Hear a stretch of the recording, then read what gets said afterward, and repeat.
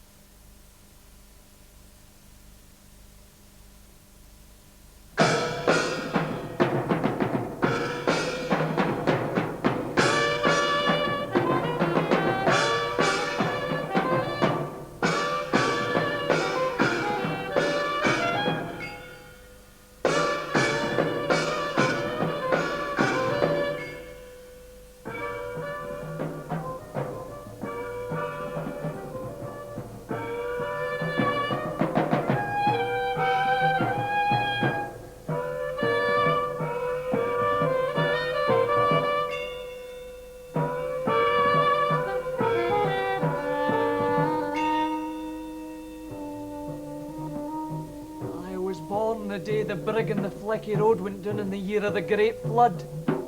Dr. Munn had been all night with another patient, and when he came to Barbie Water in the morning, it was roaring wide from bank to brae. Where the brig should have been, there was nothing but the swashing of yellow waves. Munn had to drive all the way round to the Fecker's brig, where the water was so deep it lapped the horse's belly band. Let me do, Lord God, Jesus, let me do. Munn, where the hell are you, Munn? My wife will die! Munn! John, bring the doctor, quick! Where the hell are you, Munn? You're all here, John! Munn! The doctor finally got there. He was mad for the want of sleep. He was wet through to the bone. His hands were bleeding from the reins. My father cursed him for being late. The doctor swore back in his face. Walk! John! Walk! We don't need butchers here. He wouldn't let Munn touch her. She was skirling in her pains, but the doctor was sent out into the storm. Oh, John, the doctor! An awful day it was. The thunder roared as if the heavens had fallen the earth. The lightning set the trees dodding in the road, and folk hid below their beds and prayed. God, it's your judgment! Hitch up the black stabber! He rode like the devil of hell to Skeek and Drone where there was a young doctor. He was frightened to leave his door. By God, and you come or I'll break your neck, boy. Finish it! 1 hour, 1 damn In hour. all the world, a drive like that has never been known or heard tell of. They were back within the hour. Deal in my whim! The black deal in my whim! Main Street, get on! They won the main street of the town. The heavens opened like a single eye that saw and blinked once. With a vast pulse, blue lightning hit the ground in front of the gig. Get on! Fire! Flash! Damn you! Burning! Hell! Get out my way! Fish! Smoke! Damn you! What kind of thought? Wait!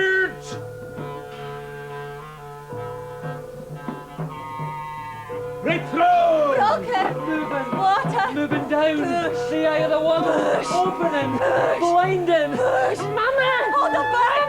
Monster! Let him out! A dragon biting my way, my skinny lips of blood! Blood! Break my back into black butt! Stab! Let him out, hissing devil! The head, big head, too big! Pull him out with tongues on his head! Pull him out! Guard! Guard! Pull him out! Pull him out! Mama.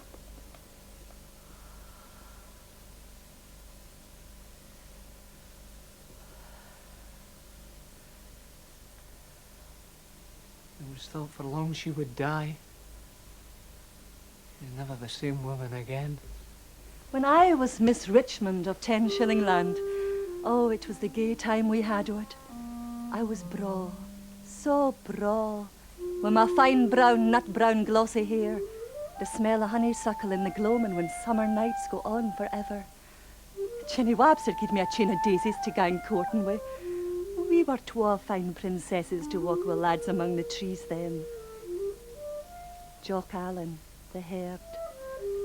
They nights with the smell of the beast still on him. And he always gave me a token. We laughed and laughed through the dark warm air. and doon amongst the banks so fern. Mammy. My poor lamb. You're wearied, Ben. Pear lamb at wheel. It was a muckle sheep that dropped him.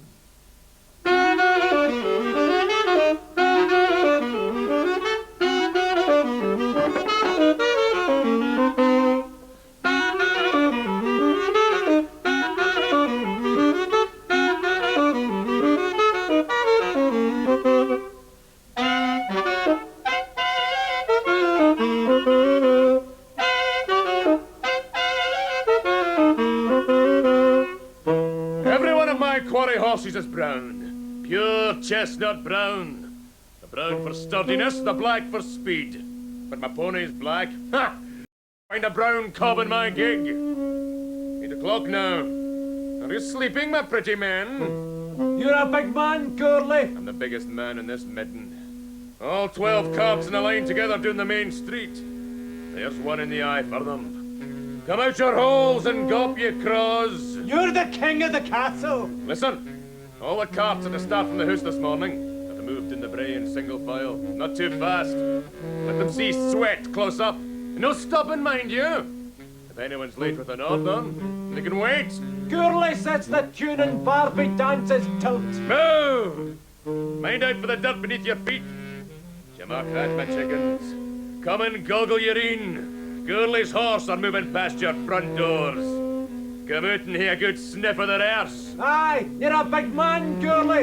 You're a donkey, for bye. Let them feel Gurley's shadow on their backs. Here's something to clake about, you wheen damned old wives. You've the whip hand, Gurley. I own this town. Everything that moves in or out is pulled by my beasts. Damn anyone who tries to set up alongside. I'll drop my price and set my teeth and cut their legs away. How does he do it? Oh, he makes one hand wash the other. And how? He hasn't got half the brains of the rest of us. He's just an old ball with a red rag in front of him.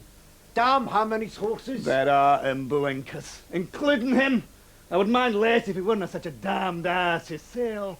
Damn him and his horses. We'll see them all in the knacker's yard one day.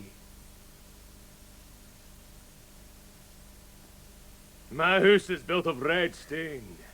Red stain for the hard grun. The window jambs are pine. The door is solid oak. Stands right at the top of the brae. You want to kick it Gurley? You have to look up. Up! Where's your hammer, Mr. Gurley? Always by the big clock in the parlour. Where's your gun, Mr. Gurley? Always o'er the hearth. Where's your friends, Mr. Gurley? I'm the only friend I need. I like everything tidy, tidy. A thing in its proper place. Gurley's got a new range. Do you tell me? They say it fills half the kitchen. What does he need we ain't say muckle? Oh, it's naught but conceit. Even the poker was made special to fit. I want the heat exactly the same size as the rim of the fender.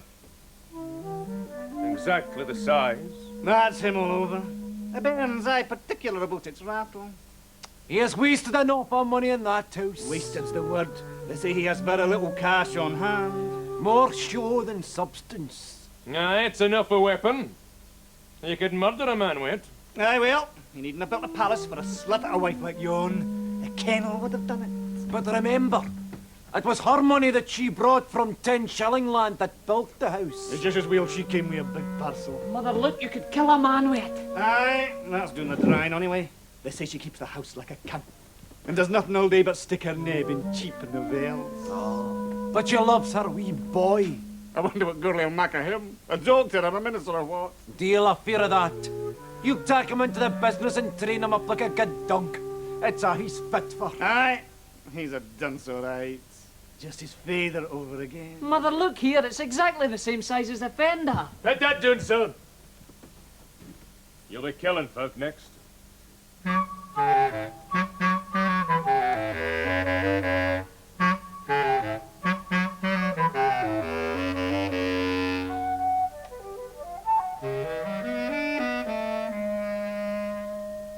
Who's going to speak to him then? It won't be you, Provost. You're the heat of the tune. You can't win a deal with hired help. But you can, Deacon. I've never been much of one for the likes of public speaking.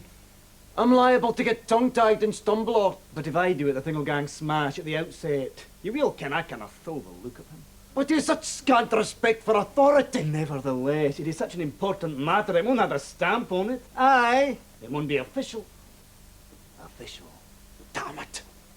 Very well. Hey, it's a fine morning, Mr. Gurley. There's nothing wrong with the morning. Aye, well, we was wanted to see you in a very important matter, Mr. Gurley. You see, it's a matter of the common good. And we all agreed that we should speak to you, being as you are the foremost merchant of the town. You see, it's to your benefit, Mr. Gurley, as much as to our own, oh yes. Oh, yes. Aye, man, that was kind of you. I'll be the first man in Barbie to get any benefit from the fools that mismanage your affairs. Aye, well, as you know, Mr. Gurley, our wee town of Barbie has always been, well, cosy. But of late we seem to have hit a bit of a slump. Aye, a slump. And I've heard it said by the smaller merchants that there's slacker times in the way unless something is done about it. What of it? What's that to do with me? I'm not in the market for gossip, Mr. Connell. If you don't mind me saying, Mr. Gurley, what affects the smaller merchants may in time reach yourself. No, some of us have been thinking that Barbie has been for a while out of the mainstream of things. And the time has come to, well, put it back on the map. The map. Do you mean to make a proposal to me, Provost, or waste my time with a geography lesson? You know, Mr. Gurley, the main railway line now runs through Skeakin and Poltandi, and I believe it has proved a boon for commerce in that earth. Yes. A boon. A positive boon.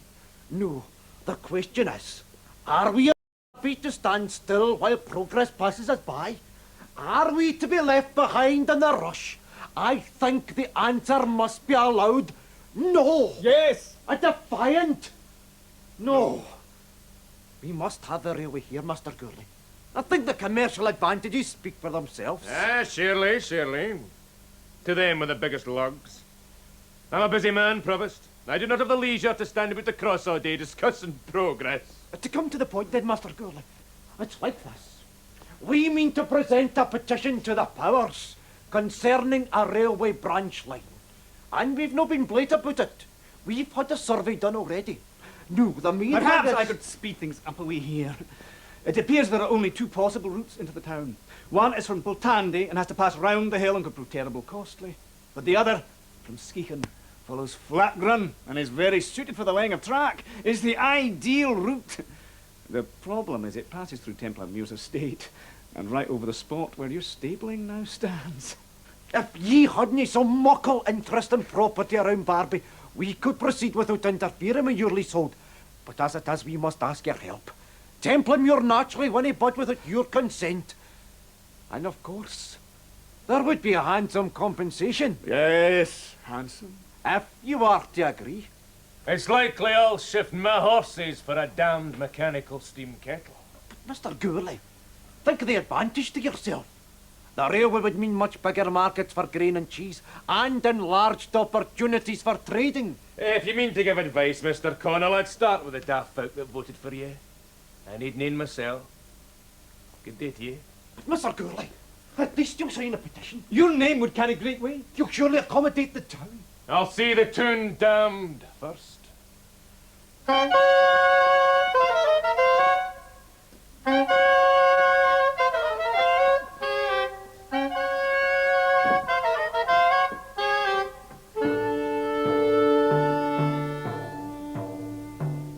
Tack the man of substance, pit him on the fire, stick a poker in his ribs to make the flames go higher. Tack the man whose wheel kept the man of great renown, search his armour for a chink and do the bugger down. And don't be satisfied until he's cried for quarter, and tack him by the throat and lead the goat to slaughter. Here's the lass who's won him with 40 years and graces, investigate a pedigree and rip it all to pieces. Here's a wife of piety hanging out her linen, it's just as dirty afterwards as 'twas at the beginning. And don't be satisfied until she's cried surrender. And tack her to the deal, and then it's hell can enter.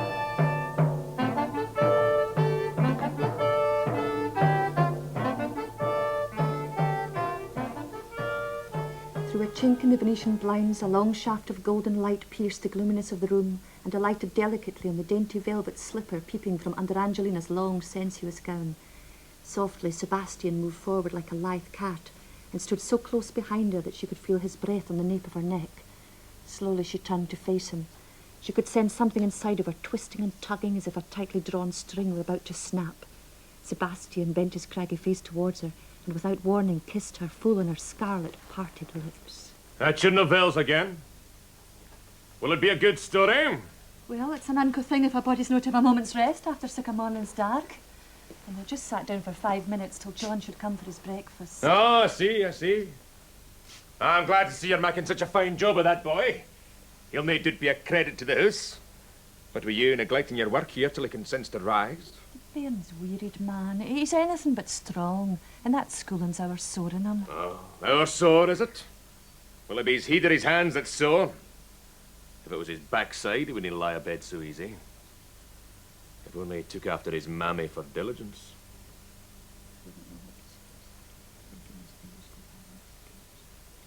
That's a tidy house. What? You're not turning deaf, I hope. I said it's a very tidy house. I haven't had the time. What with you and your new kitchen range? It was that did it. The masons could have come in today and read out the fireplace. They could have done it brawly. But oh no, you wouldn't hear it. You would have the whole thing gutted out yestreen. Had to boil everything on the parlour fire this morning. No wonder I'm a wee bit towsy. So that's it. It was a want of a fireplace that kept you from washing the dishes we used yestreen. No, that was terrible, was it no? However, you'll have plenty of boiling water. Now we have the grandest range in Barbie. Maybe we'll have a clean house then. Or perhaps a servant would be in order, so that you'll have more leisure for your literature. She pushed him away. It's too soon, she said breathlessly. We've known each other only a matter of days. A fine wife for Mr. Gurley. Very well, he said softly, but with a touch of arrogance, his features hardening in the dim light. A credit to Green Shutters. But still he held her in his powerful gaze, with a look so strong, so masculine, that Angelina began to lose the footing of her firm resolve. Small wonder the dirt of the toon laugh at my expense. The air seemed electric between them. The atmosphere was charged with a passion so palpable it was like a living thing, threatening to devour them both. The wee bit lady's doctor, my oh my. The chamber seemed to dissolve in front of Angelina. All she was aware of were Sebastian's burning eyes, which had become pools of flame, torturing her very soul. To have and to hold from this day forward, for richer or for poorer. She'd crossed the threshold of resistance. There was no going back. In sickness and in health. Fell into his muscled arms and surrendered herself completely. Till death do us part. Sebastian, she sobbed as he kissed with a feverish abandon. Oh, Sebastian, oh, Sebastian. Amen.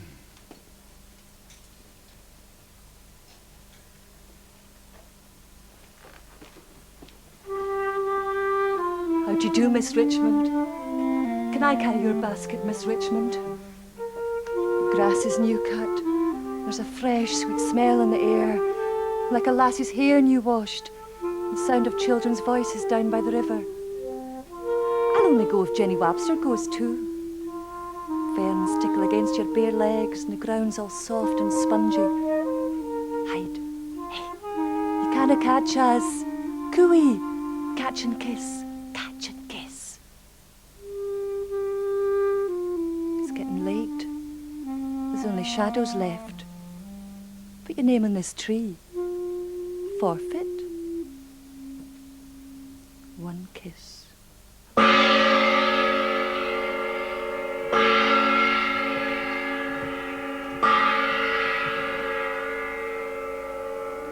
Vesperasci bat Cyclops iterum adanterum vinet, ostia mantri clausa aqui duos juvenum miorum deverada, o Cyclops in quam poscenum tuum bibi vinum, ter vivit Cyclops ac quod est in quod nomen tuum, ego respondi nemi nem mia palam pater mater amici, tum cyclops ite inquit nemi nem ultimum deverabo, tandem dum cyclops dorma ego et socie mei, baculum ardens in oculum, unum enum solum habibat oculum magna vidimissimus, cyclops dolore oppressus ceteros cyclopes vocavet, quidinquiunt cyclopes habis tu polypheme, quis te neca nemo in quip polyphemus, nemo min neca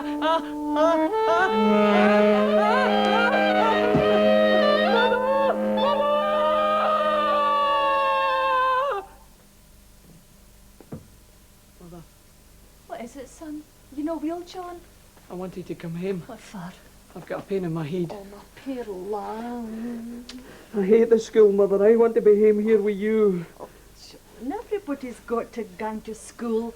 And your father, if he saw you... No, I'll hide in the attic if he comes. Please don't make me go back. Please.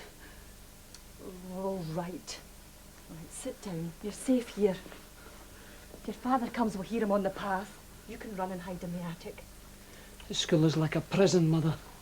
I feel shut in as if I was about to choke as soon as the big iron bell rings. There, boy. Sure it can't be as bad as all that. Surely a good education's a thing to be proud of. I can't understand so many words. And there are too many facts, too many pictures. There's too much to remember. The world is a big place, Mother. It fears me. There's nothing to be feared of, John. When I was your age, I used to love to learn things, to look at books and the pictures in them. I used to imagine myself to be far away in a foreign country, on an island somewhere, away across the sea.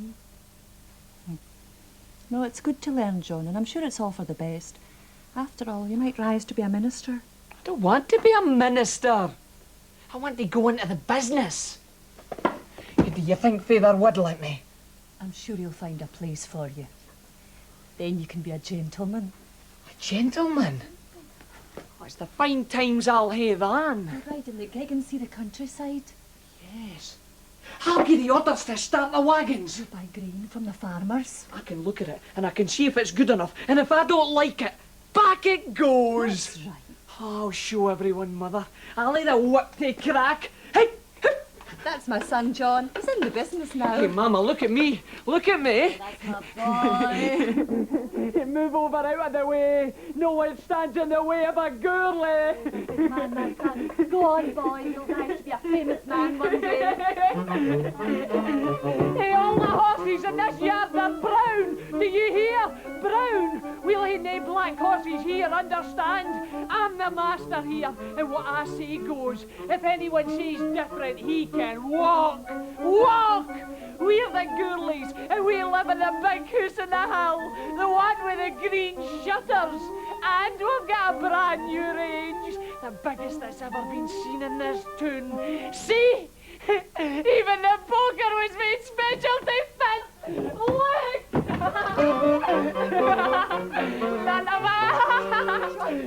can't get me back. You can't get Mommy, you're silly. You're a silly. Put that dude, son. Better doing what I tell you. What's this here then, eh? What is it? Truant? Am I to throw away good money on you for this to be the end of it? Don't be hard on him, John. You can boys will be boys. Dinna thrash him now. Me thrash him? No, no, no. I pay the high school of Skeechan to thrash him. And I'll take damn good care I get my money's worth. I don't mean to hire dugs and bark myself. My fault. I hate the school. I didn't want to go back there anymore. Oh, you don't want to go back, do you? And what makes you think they want you back, eh? It's only because I pay them good cellar they put up with a dunce like you. But by God, I'll make them leave a mark on you, my boy, if it's the last thing I do. You'll get an education if it has to be whipped into you like a dog. Yes, sir!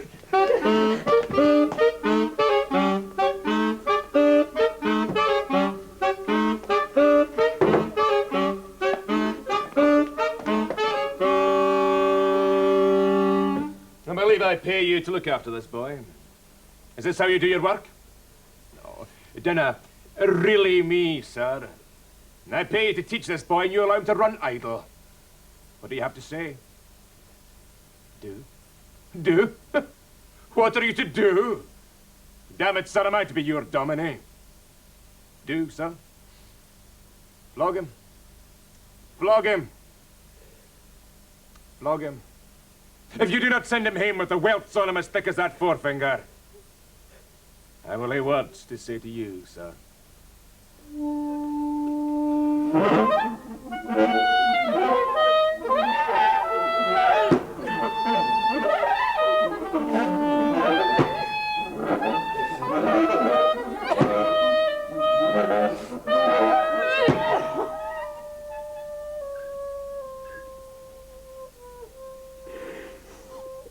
When it became evening, the Cyclops came back to the cave.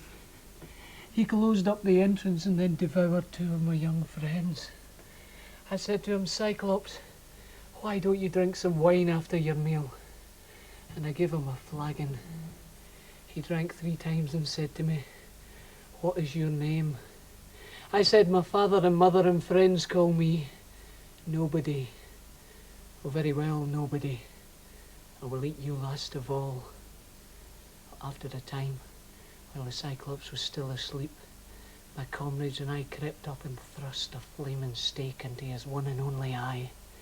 The Cyclops was overwhelmed by pain and screamed for his brothers. They shouted from far away, what's the matter, Polyphemus? Is someone killing you? Nobody, shouted Polyphemus. Nobody is killing me.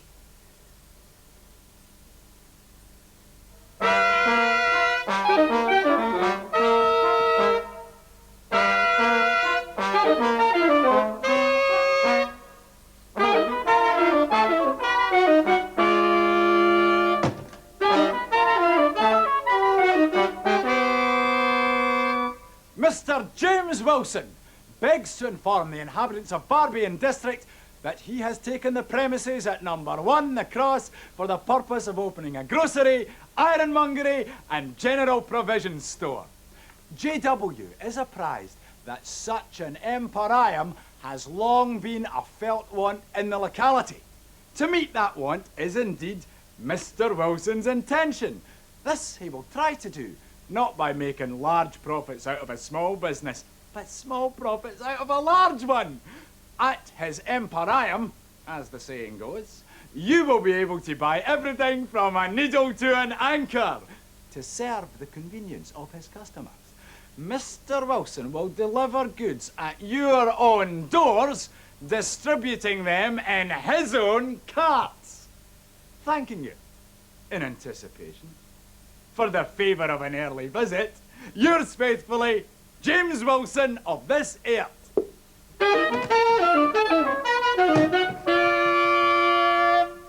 Well, I'll be damned. Young Wilson, an emporium, if you please. It's a fuff in the pan, you can be sure. Didn't speak too soon, Deacon. His fear of the mole catcher was a sly old bastard. I'm thinking his son is member the father's snout for the main chance. Very cute of him to offer to deliver his own stuff. It's a hell of a dodge. I wouldn't wonder, but it works wonders. Gurley'll no like this. Just what I was thinking. Just what I was thinking.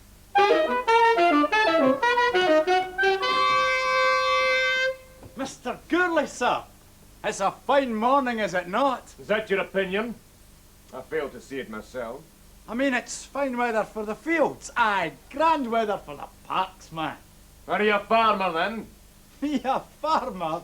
Not a bit of it, Mr. Gurley, sir. I'm not a farmer. I dare say you've no mind of me now. I cannot say, sir, I have the pleasure of remembering you. Man, I'm James Wilson, the son of old John Wilson of Brigabee. Old Wilson the mole catcher, eh? Now, what was it they christened him? Toddle and Johnny, was it no? Is business brisk? I cannot say, sir, I'm acquainted with your line, but I believe mole traps are cheap, if you're thinking of taking up the old trade. I was thinking that Barbie will have been very quiet up till recent, but now that it looks as if the new railway will come by, a lot of new doors will be open, and I was thinking maybe of letting some air in, stirring things up a bit. Ah, you was thinking that, was you? Well, I believe there's a grand opening in the moleskin line, so there's a chance for you. My quarrymen wear out their bricks in no time. Good day to you, Mr. Wilson. Damn you, Gurley! I'll make a mountain out of a molehill yet. Take care lest you get caught in the slide.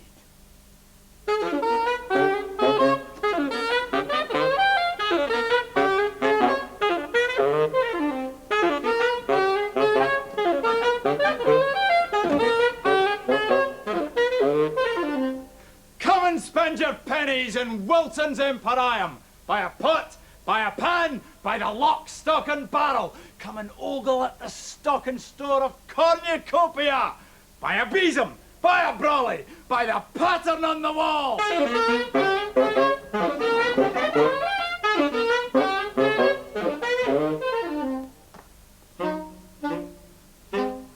While the wife is at the counter, Mr. Wilson's on his rounds, busy measuring the ounces, weighing up the pounds of butter, cheese and sugar, belly pork and ham, pails and nails and chisels, Mrs. Wilson's jam, pies, peas, rope, soap, a brand new line and corset, Harris tweed from Galashiels and brandy balls from Dorset.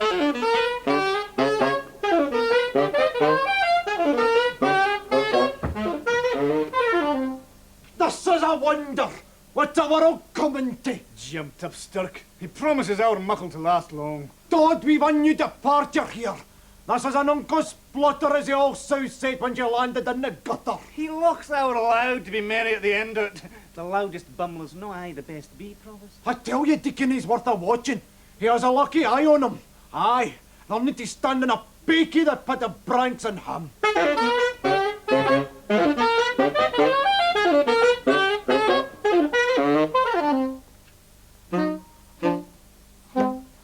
While the wife is in the parlour, Mr. Wilson's on the road, busy speculating as he shifts another load. Humping Pete, carrying coals, hauling gear across the country just to fill another hole, as thrawn as the salmon as it's louping up the river, and always willing to extend the never. Did you hear? Wilson's carrying coals. God, what a slap in the eye for Gurley. He's not to have it all his own way now. Why should a deal have all the best tunes? Gurley will be on the bile. You'll be as mad as a bull on a field of sheep. Pale, it's wee David come to gub Goliath. It's Joshua blonde fit the coat that was at Jericho.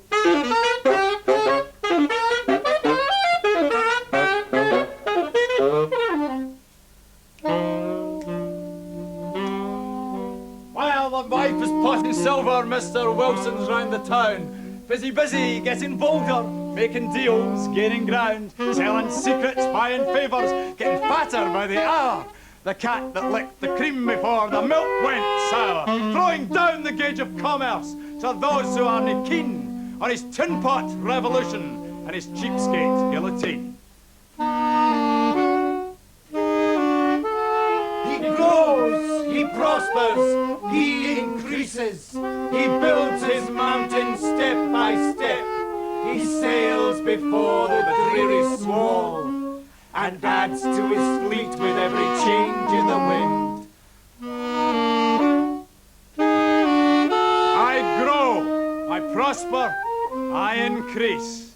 I sow the seeds of future propagation. I sink a hook for every fish that swims and never throw the small fry back.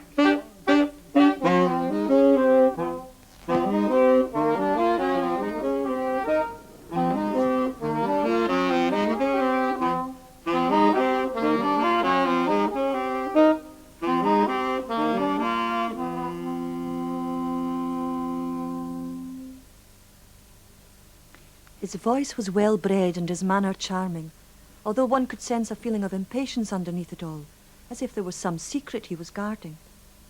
This became especially evident at any time the conversation came round to his life at Grange House. Angelina smiled at him from across the room, a smile which said, "Now we're equals, Sebastian. Who shall now take the next step?" Jimmy Wilson was leathered the day for cheeking the Dominie. 6 times. 3 in each hand. There was a cute play to look at the Welch. You should have seen them. Big purple bruises right up to the wrists. Dear, dear. He was greeting when he got it. Alec MacIver says it's against the law to belt a wrist. Is that right, Mother? Sure, I don't know, son. He must have been bad behaved to have been punished. The Dominie must have some way of controlling his class. But if you behave, you've nothing to fear. 6. Poor lad, does seem harsh.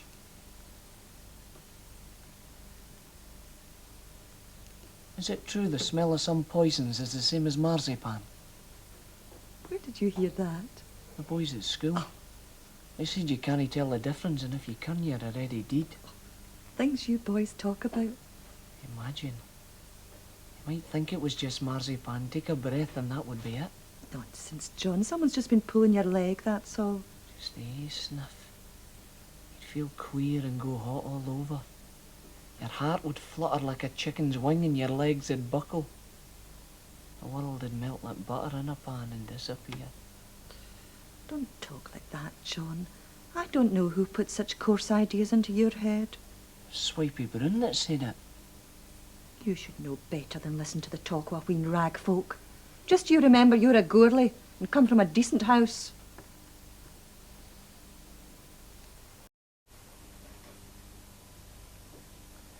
Mother, none of them have a house like we have, do they? No, boy, they don't.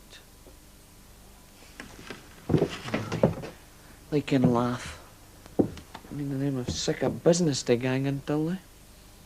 That's right. That they haven't.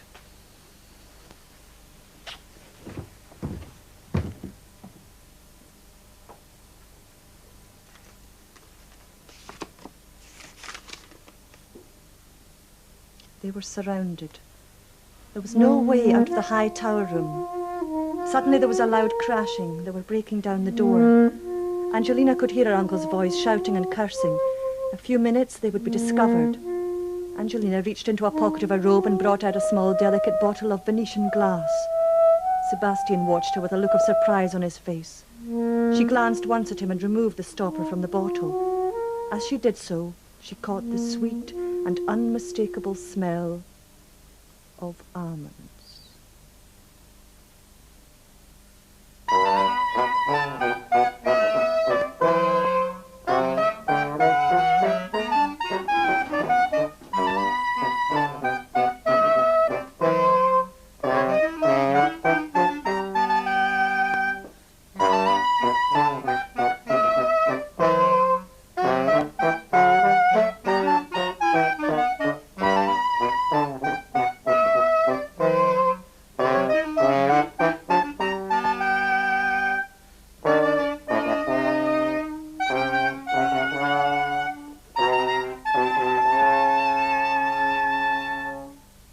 Mr. Wilson humbly invites the people of Barbie to a special ceremony to mark the first anniversary of the opening of his Emporium. At this ceremony, he will unveil his latest acquisition, that modern wonder of communication, a telegraph machine. With this device, he hopes to assist in the great endeavour of bringing the spirit of progress even closer to the good town of Barbie. This wonderful invention will serve as a tribute to those people who, by virtue of their great foresight, have in the past year put their faith in the new methods of commerce as practised by Mr. Wilson, and thus contributed to his modest success. Refreshments will be served. Faithfully, J.W.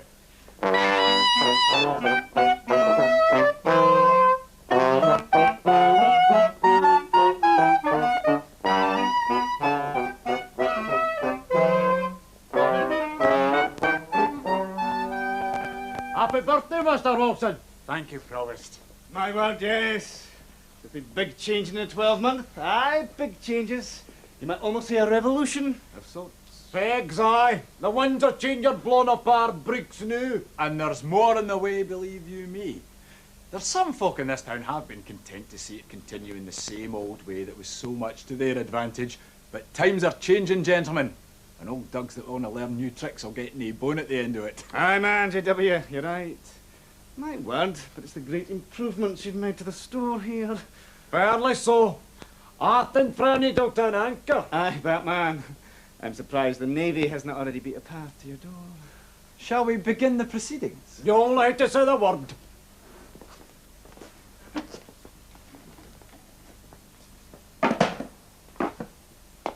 Ladies and gentlemen, as Provost of Barbie, it gives me great pleasure to say a few words on the occasion of the first anniversary of the opening of Mr. Wilson's Emporium. First of all, let me say how chuffed I am to see such a large turnout. I think I can see representatives of all the major interests in the town. That is save one. But then not everyone is quick enough to appreciate the enterprise of the Mr. Wilsons of this world. And some of us were very churlish indeed in accepting GW when he first arrived here. No matter, the proof of the pudding is in the eating, as they say. And I'm sure you'll agree, as we look round Mr. Wilson's grand establishment here, that the Emporium, as well as GW's other commercial ventures, has proved a positive boon to the community. Aye, a boon! I believe there was some danger of a wee refreshment. Aye, of course, of course.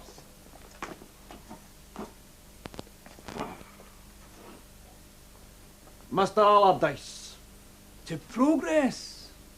To progress. Now, I believe Mr. Wilson has a surprise for us. Yes, indeed, Provost. As I mentioned in my announcement, the Emporium has become the first telegraph office in the town. And specially for today, I've arranged a wee practical demonstration of the commercial possibilities of this wonderful new invention. Gentlemen.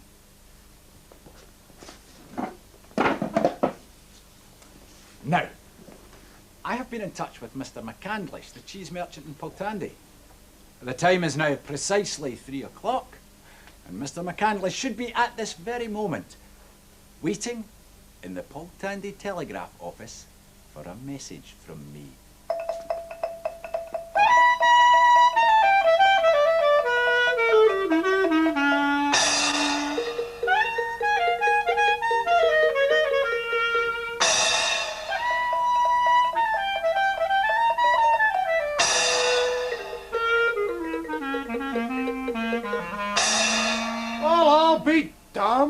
Instantaneous. Of course, this is just a demonstration. The message is normally put in paper and delivered to your door. It is indeed a marvel. But Mr. Wilson, if you didn't mind me mentioning, you are no cheese merchant.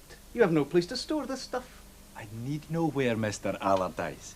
As I said, I've already been in touch with Mr. McCandlish. He sent me a telegram yesterday which arrived by messenger from Skeechan, which, until today, was the nearest telegram office.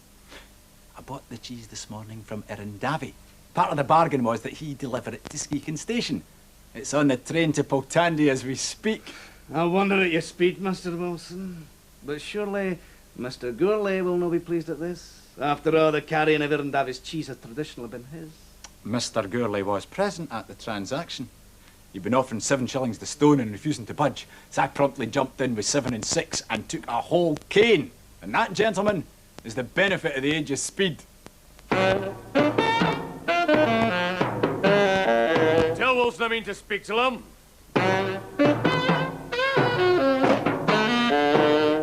Mr. Wilson, Mr. Gurley wants a word. Tell Mr. Gurley I'm always willing to talk if it's business. Will it be business, Mr. Gurley? Tell Wilson I care nothing about moles. No, it's not business. Then tell Mr. Gurley I'm hour busy to jaw about the weather. Mr. Wilson has other pressing engagements, Mr. Gurley. Tell Wilson to give his hands at my affairs. Tell him John Gurley doesn't like upstarts. Tell him to bide in his hole if he kens what's good for him. Mr. Gurley advises you to mind your P's and Q's, Mr. Wilson. Tell Mr. Gurley it's a free country and a man with brains can do what he likes. Mr. Wilson chooses to ignore your advice, Mr. Gurley. Tell Wilson I'll run him out of town. I'll break him if he puts another foot over the line. Mr. Gurley repeats his warning. Tell Mr. Gurley his bullying days are done. Mr. Wilson begs your pardon, Mr. Gurley, but he is resolved. Tell Wilson that for nothing I'd kill him with a glower. Tell Gurley all the dinosaurs are dead save one. Tell Wilson to keep out my way. Tell Gurley I'm no afraid of his threats. Tell Wilson I'll roast his spleen. Tell Gurley to go to hell. There's a pretty little hell broth brewing. There's a scent of acrimony in the air. With a stab and a nick, someone's cut to the quick. There wasn't a witness, 'cause nobody was there. There's a pretty little hell broth brewing. There's a bit of potion stewing in the pot. A pack of baying hounds goes out nightly on its rounds, searching for the baby in its cot. And when the curfew lifts, the night watch shifts, the corpses from the park. And as they shut the gates, another night awaits, the coming of the dark.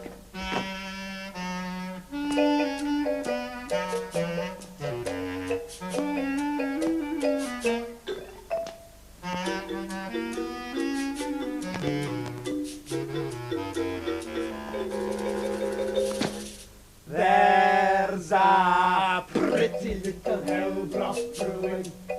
The deadly shades of night never end. The victim will sup from a poisonous cup, held by the hand of a friend.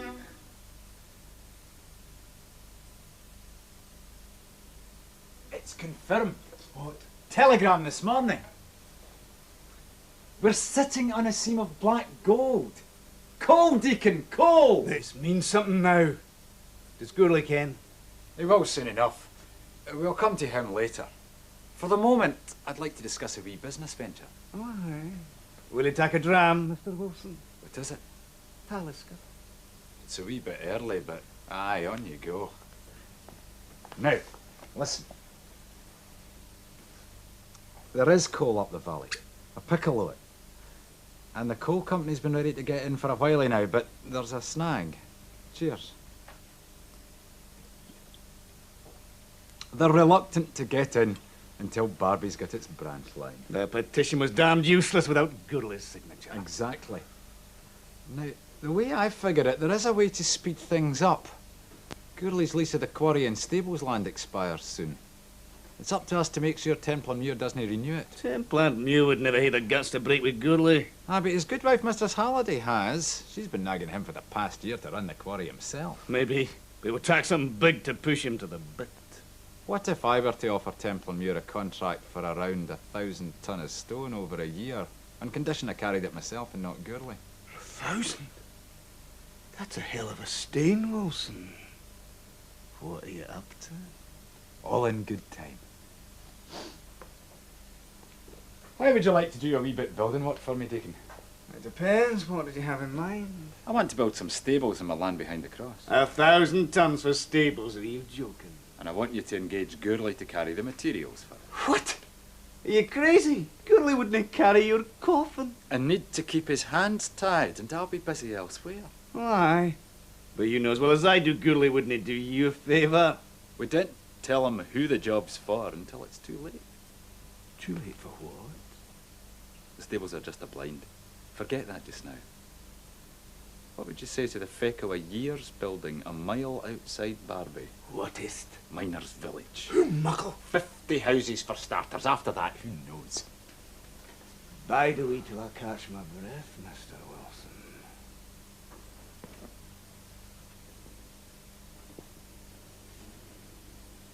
Now let's see if I'm on the tracks here. Now, your interest is in the carrying contract. And if Gurley's in the running for it and knows you're against him, he'll cut down to a ruinous rate just to beat you to it. Exactly. So you have to find him alternative work which will commit his team and prevent him bidding for it. You're onto it, Mr. Allardyce. But surely, the village contract will be advertised. This is why I need you. The timing's crucial.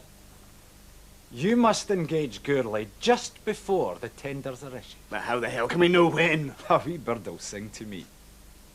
If we can shift Gurley, the coal company will use its influence with the railway company to give me advance warning of the exact date. Mr. Wilson, you fair astound me. But we must be careful. If Gurley smells a rat, we're blowing. And what if Templandmuir renews Gurley's contract? I'll get to work on Lady Templandmuir.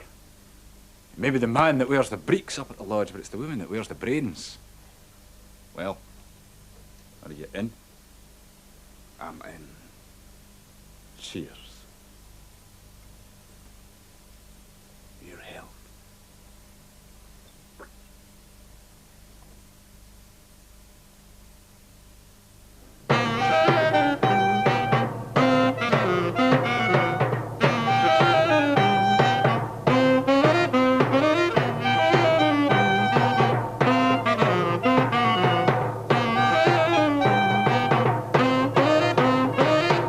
Extracts from the Ayrshire Chronicle, January the 18th.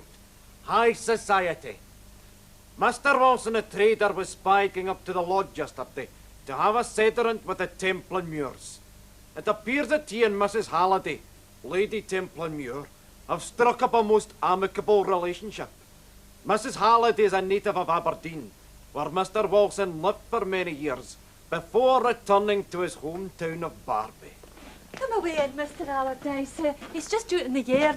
John, run and tell your father the deacon's here to see him. Much obliged, Mrs. Gurley. Won't you have a seat, Mr. Allardyce? Aye, thanks very much. You'll have to excuse the state of the place. It's been a fell-thrang morning. I just hadn't had the time, you see. Please, please, do not fash on my account, Mrs. Gurley. Better a mess nor an empty nest, as they say. I'm sure he'll not be lying. Oh, I know I forgot. I brought you a wee something from Mrs. Allardyce.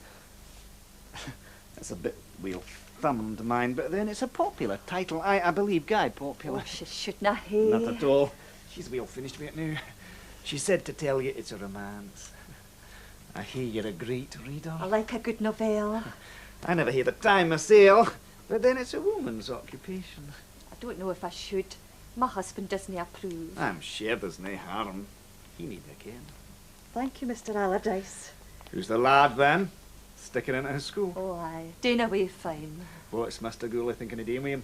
No doubt he'll follow in his father's footsteps. Aye, I like his no. He's a bright spark, right enough. And Guy, lucky to he's sick a grand concern, as your husband's still out until... Even so, things seem a wee bit quiet just at the moment. Oh, is that so? Well, I'm sure it's just part of the general malaise, so to speak. Business, aye, has its ups and downs. I'll bet you're glad you didn't have to bother with all that, eh? Oh, it's Guy and hard work just running a muckle house like this. I'm sure. Oh, Mr. Gurley, I hope you didn't mind me coming to see you like this. I ken how busy you are. What can I do for you, Mr. Allardyce? Well, Go and get the man a drink. it's maybe just a bit early for me, Mr. You'll Gurley. take a dram at Green Shutters. Well, maybe just a thimbleful. John, go out and help Peter riding with the horses. Father, can I not stay and listen to you talk I'll not about tell you twice. Well? As I say, Mr. Gurley, you'll hate to excuse me for bothering you like this, but I may have a wee job to put your way. Aye. Sit down, Deacon. Aye. What would you say to a contract between the quarry and the town foot? Carry on. What? Oh, I have several jobs, down by several. I might consider something if the terms were good. Given the present situation, Mr. Gurley, I couldn't offer more than 6 bob the cart per day. 6? It's the going rate. Aye, on the lower side. How much is involved? Oh, that's fine, thanks. Oh, I reckon it can involve your whole team. Aye, the whole jing bang. 6 shillings, eh?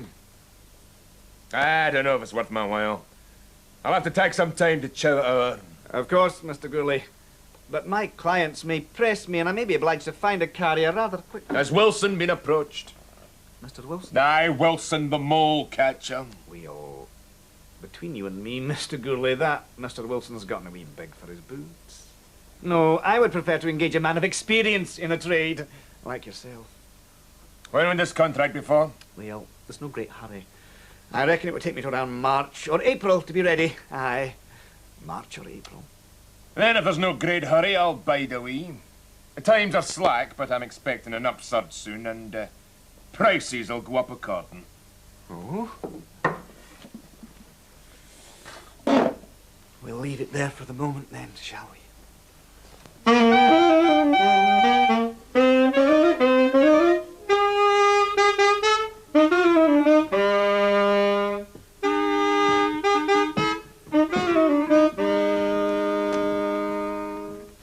Extracts from the Ayrshire Chronicle, January the 20th. Black gold. The Western Coal Company today announced that workable deposits of coal had been discovered underneath Barbie Valley. Provost Connell remarked that this was good news for the town. From Wilson Skeechan to Allardyce Barbie, February 10th. How is sporting life? Query. Time short, stop. Wilson. From Allardyce Barbie to Mr. James Wilson Skeechan, February 11th. Fish no biting yet, stop.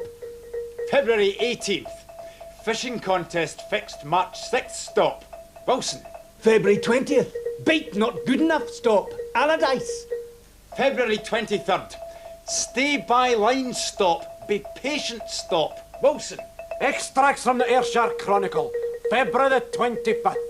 Red Quarry lease. It was learned, writes our industry correspondent, that the leasehold of the Red Quarry belonging to Mr. Halliday of Templemuir, which has been managed by Mr. Gurley the merchant for some years now, is to be ended when the term is up in April. The tack also applies to the land which Mr. Gurley uses for stabling his horses. From Allardyce Barbie to Wilson Skeakin, February 27th.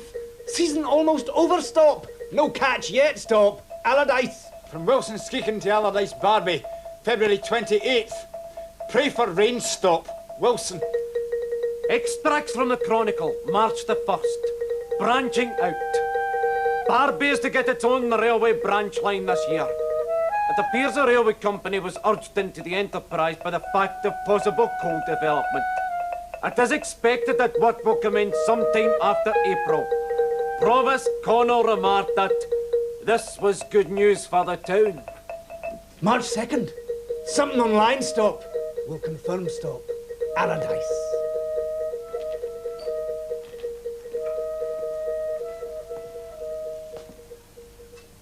I got your letter, Mr. Gurley. Was it something urgent? Butcher offer? How much did you say? I'm afraid it's still the 6. 6, eh? That's no muckle, but very well. I'll accept your contract. I'm in need of a little extra cash just at present. Aye, of course. Man, I was vexed to hear about the quarry. In my opinion, Templemuir's making a grave mistake. He'll never be able to make a go of it himself. I didn't ask your opinion. Is it agreed or no? Yes, indeed. Now, I'll need you to deliver anything within 400 yards of the cross. It's all the same to you. You'll be paid by the day. That's all I want to me. And, if you don't mind, Mr. Gurley, we'll put a stamp on it. A stamp costs a little and means a heap. You're damn particular today. Oh, normally I wouldn't bother you, Kim. It's a partners. Aye, the partners are sticklers for the details.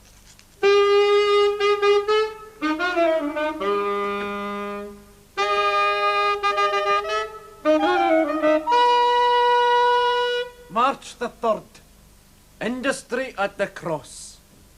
A great deal of work is being carried out behind Mr. Wilson's Emporium at the Cross. One wonders what that lad of Peart's Mr. Wilson is up to this time. Perhaps an extension to the Emporium. Only time will tell. Provost Connell remarked, it would probably be good news for the town. March 4th. Good news, stop. Have landed a whale, stop. Allardyce. March 6th. We have won fishing contest, stop. Congratulations, stop. Wilson. Mr. Gurley roared when he found how he was diddled.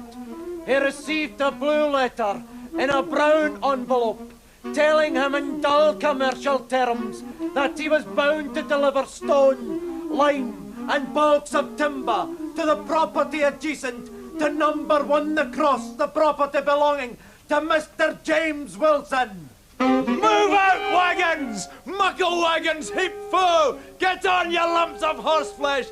Jump, my dainty men! Hey, Wilson, what does this mean? I have work to do, Mr. Gurley. What the hell does it mean, damn you? I thought you knew, Mr. Gurley. I've just won a very important contract for a year's carrying for the new coal company village. What? The new village for coal miners at a mile out the Flecky Road. I'm surprised you didn't put in a bid yourself. It's never been announced! Today, man! By God, you've got to get up early if you want to sup honey with the bees. How much? What? I said how much? I don't suppose it's any of your business, Mr. Gurley. But then it's no secret. The rate's only 8 shillings the day. 8? Aye, 8. Beats catching moles, eh? Get on there! Gurley is cut to the quick and sickened by blows to his pride. The vulture of humiliation sits on his neck and gnaws at his proud heart till the flesh is open, till the wound is open, till the cold wind blows through him and nothing remains but brittle bone. The very next day. Mr. Gurley, have you forgotten what day it is? You haven't given the men working in my home a ton of stuff to be getting on with. I'll see you and every other man's son frying in hell ere a horse of mine draws a stain of your property, Wilson. Be damned to you! There's your answer! Come on, man. Take your hand from my shoulder. You damn treacherous rat! If you want to play games, there's the game John Gurley can play with a thing like you. By God, Gurley, you'll pay for that. I'll fight you through every law court in the land. You'll implement your bond! To hell with you and your lawyers, and I'll whip you like the dug you are in the floor of the High Court. That day, 6 months, he was done by the law. A breach of agreement and bodily harm, and cast in damage and costs. He was mad at the clause in him, mad at the lack of wit in him, mad from the hungry eyes of the town on him, mad at the red rag before his eyes, mad, mad, mad! Mad at the soft spot of his life. John, what's wrong? What's the matter, man? Tell me, unburden yourself or you'll burst. John. Oh! John! What are you doing, man? What did you hit me for? Why did you hit me so scared? Oh, it's a pity on me. Oh, it's a pity on me. Oh, dear God, it's the case. Dinna greet, mother. Dinna greet. Woman, I didn't want to see you greet.